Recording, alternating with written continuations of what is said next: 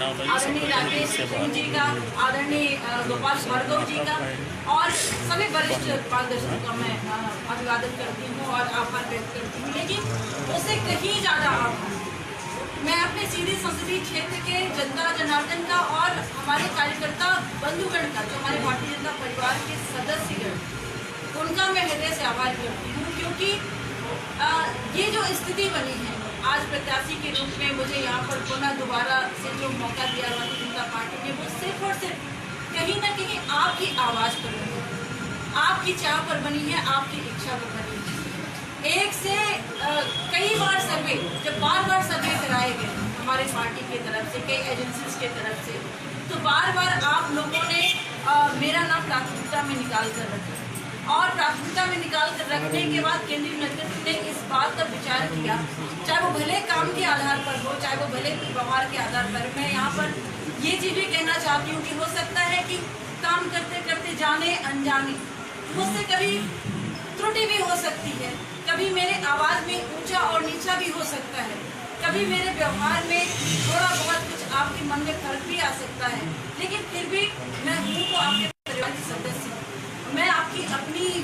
मैं आप बहनों की बहन हूँ, मैं अपने भैया लोगों की बहनी हूँ। और एक सदस्य के रूप में यदि मैं आपसे क्षमा भी मांग लूँ, क्योंकि ये बात नहीं है कि आज चुनाव है, इसलिए ये बात है कि आज कठिन दौर है, आज हमें देश के लिए सोचना है। ये एक प्रत्याशी का चुनाव नहीं, ये रीति पाठक का चुनाव नहीं। मन की जो बातें थी, मन की इच्छा हर भारतीय जनता पार्टी का कार्यकर्ता करता है, रखता है। लोगों ने, बहुत सारे मीडिया वालों ने मुझसे पूछा कि आप क्या कहेंगे, क्या कहना चाहती हैं कि आपका विरोध हो रहा है। मैंने कहा कि विरोध क्या होता है। भारतीय जनता पार्टी का कार्यकर्ता अगर अपनी इच्छा रखेगा, अपनी चाहत रखेगा, अपनी मनसा रखेगा, क्योंकि हर कार्यकर्ता जब काम करता है तो वो भी विधानसभा में जाना चाहता है, वो लोकसभा में जाना चाहता है, तो विरोध नहीं कहलाता है, वो उसकी अपनी इच्छा होती है और एक समय सीमा के लिए ही होती है। जब वो समय खत्म होता है तो वही भारतीय जनता पार्टी का कार्यकर्ता भले थोड़ा सा अपने मन को भारी समझे, मन में दुख लगाए, लेकिन फिर वो सारी चीज़ों किनारे करके एक उद्देश्य के लिए आगे बढ़ जाता है कि पार्टी मेरी माँ है, और पार्टी मेरी माँ है तो पार्टी से बड़ा देश के लिए आगे बढ़ना है। इसलिए मैं ये आपको फिर से याद दिलाने जा रही हूँ, ये चुनाव जो है प्रत्याशी का चुनाव नहीं, ये रीति पाठक का चुनाव नहीं है। पिछले विधानसभा में शायद मैं तो सौभाग्यशाली हूँ कि मैं ऐसे कार्यकर्ताओं के बीच में मैं काम कर रही हूँ, जहाँ से हमारे कार्यकर्ताओं ने मध्य प्रदेश में सबसे ज़्यादा वोटिंग परसेंटेज स्थापित करने का काम किया है। विदेश से हमारे सीधी संसदीय करती हूँ ऐसे कार्यकर्ताओं को, लेकिन फिर भी मैं इस बात को ये जरूर याद दिलाना चाहूँगी यहाँ पर कि हमारे ही बीच की बात है। मैं कुछ त्रुटि करूँ, आप मुझे याद दिलाएं, आप कुछ कहीं पर कोई भूल हो तो मैं आपको याद दिलाऊँ, क्योंकि सामंजस्य बनाकर चलने के ही एक परिवार का नाम होता है। तो मैं सिर्फ ये याद दिलाना चाहती हूँ कि कहीं किसी कोने में भारतीय जनता पार्टी के कहीं किसी कार्यकर्ताओं के कारण, या कहीं किसी अपनों के कारण, या कहीं किसी व्यक्ति के कारण शायद ये विषय मन में आया कि हम इस प्रत्याशी को हटा देते हैं, इस प्रत्याशी को खिसका देते हैं, बाकी हमारी सरकार तो बननी है। तो आज जैसे हमारे बहुत सारे वक्ताओं ने कहा, वीरेंद्र भैया ने कहा, हमारे बहुत सारे वक्ताओं ने कहा, बाबूलाल भैया ने कहा, ये बहुत महत्वपूर्ण बात है। सिर्फ एक प्रत्याशी को हटाने की बात नहीं, ये बात आधारित है प्रदेश के विकास और देश के विकास की। ये बात आधारित है हमारे नेतृत्व को पुनः वापस लेकर आने की। मैं छोटी सी एक बात पर, इस बात पर लाती हूँ। एक राजा था, राजा ने कहा कि खाली कुआं पड़ा हुआ है, इस खाली कुएं में सबको एक एक लोटा दूध लाकर उस कुएं को दूध से भर देना है। पूरे गांव की जो जनता थी, उस राजा की जो प्रजा थी, सबने सुना और सबने ये सोचा कि ये भी तो दूध लाएगा, वो भी तो दूध लाएगा, वो भी तो दूध लाएगा, वो भी तो दूध लाएगा। और सबने सोचा कि मैं अगर एक लोटा पानी मिला दूंगा तो क्या होगा, तो कुछ नहीं होगा, कहाँ पता चलेगा दूध में। तो उस व्यक्ति ने जिस तरह की उसकी सोच थी, उस व्यक्ति की सेम उसी तरह की सोच उसकी भी सामने वाली धीरे धीरे करते कुएं में सिर्फ पानी से ही उसको भर दिया गया। और सबने ये सोचा कि वो सामने वाला दूध डालेगा, सामने वाले ने दूध डाल दिया होगा, मैंने तो लोटे से पानी डाला तो मेरा पानी तो दूध मिल जाएगा, तो मेरा पानी तो कहीं पता नहीं चलेगा। तो आज यही बात है, मैं आपको याद दिलाना चाहती हूँ कि अगर हम काम न करें, यदि हम अपने क्षेत्र के किसी प्रत्याशी से नाराज होकर या किसी प्रत्याशी के व्यवहार से खुश ना होकर यदि हम देश के किसी उस पर हम उसको संकट में डाल दें, तो निश्चित रूप से इस बात को सोचने का विषय है। हमारा एक एक प्रत्याशी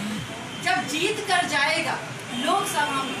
तब देश का विकास सुनिश्चित है, तब नरेंद्र भाई मोदी जी का प्रधानमंत्री बनना सुनिश्चित है, तब देश की रक्षा सुनिश्चित है, तब गरीबों की सोच और चिंता सुनिश्चित है, तब हम जैसे महिलाओं और बच्चों की रक्षा और सम्मान सुनिश्चित है, तब भारतीय जनता पार्टी का अभियान और कार्यकर्ताओं का अभिमान सुनिश्चित है। तो इस सुनिश्चितता को स्थायित्व रखने के लिए क्यों ना हम एक बात ऐसा सोचे कि हमको सबको उसी लोटे में दूध ही ले जाकर उस कुएं में डालना है। हमको सबको अपना अपना प्रयास अपने अपने निश्चल भावना से करना है, मन के भेदों को मिटाकर अपने मत के भेदों को मिटाकर, अपनी अनिश्चितता के उस सोच को मिटाकर हम क्यों ना इकट्ठा होकर आगे बढ़े, जैसे भारतीय जनता पार्टी का कार्यकर्ता हमेशा करता है। और मुझे आशा ही नहीं, मुझे पूर्ण विश्वास है कि हमारा कार्यकर्ता जो हमारा साथी भी है, जो हमारा भाई भी, जो हमारा परिवार भी, जो हमारी बहनें भी हैं, निश्चित ये समय हमारे लिए चुनौती है और इस चुनौती को वो स्वीकार करता है और इस चुनौती को स्वीकार करके देश में सिर्फ और सिर्फ प्रधानमंत्री नरेंद्र भाई मोदी जी को लाने की वो सोच रहा है। क्योंकि आज देश में नरेंद्र भाई मोदी जी अकेले खड़े हैं, इस पर विचार करना चाहिए हम सबको। क्यों? क्योंकि देश की जो सत्ता लोभी जो पार्टियां, सत्ता लोभी जो दल है, जिन्होंने सिर्फ और सिर्फ शासन किया, वो सिर्फ ये सोच रहे अगर हमने इस व्यक्ति को अगर दोबारा लाया, अगर किसी कारण ये दोबारा आ गया, तो ये काम करने वाला व्यक्ति है, ये ईमानदार व्यक्ति है, ये राष्ट्रवाद को सोचने वाला व्यक्ति है, ये भारत माता को परम वैभव की शिखर पर ले जाने का उद्देश्य रखने वाला व्यक्ति है, ये इस देश को विश्व गुरु के उच्च शिखर पर ले जाने वाला व्यक्ति है, जो इसने सोच करके रखा है, सपना बना कर रखा है, इस देश को अंतर्राष्ट्रीय स्तर पर सम्मान दिलाने वाला व्यक्ति है। यदि इस अकेले व्यक्ति को हमने आने दिया तो हमें कौन पूछेगा? इसलिए अपनी पूछ की चिंता करते हुए, अपनी पहचान, अपने सम्मान की चिंता करते हुए, वो लोभी पार्टियां, वो सत्ता लोभी पार्टियां, वो स्वार्थी दल सब के सब एकजुट हो गए, जिन्होंने सिर्फ और सिर्फ अपने स्वार्थ को महत्व दिया है। तो मैं आज आपको आह्वान करने आई हूँ कि किसी के स्वार्थ का महत्व आज देश के सम्मान पर चुनौती न बन जाए। इसलिए हम सभी को जागना होगा और इस आने वाले 29 तारीख को भारतीय जनता पार्टी का हमारा सिर्फ और सिर्फ एक ही पहचान, कमल का फूल, और हमारा सिर्फ और सिर्फ एक ही प्रत्याशी है, नरेंद्र भाई मोदी। कोई प्रत्याशी नहीं है आपके सामने, आप भूल जाइए सबको प्रत्याशी। नरेंद्र भाई मोदी जी के नाम पर काम करिए, नरेंद्र भाई मोदी जी के नाम पर आह्वान करिए, नरेंद्र भाई मोदी जी के नाम पर अपना मन बनाइए। इन्हीं आशा विश्वास के साथ बहुत बहुत धन्यवाद आदरणीय सांसद जी।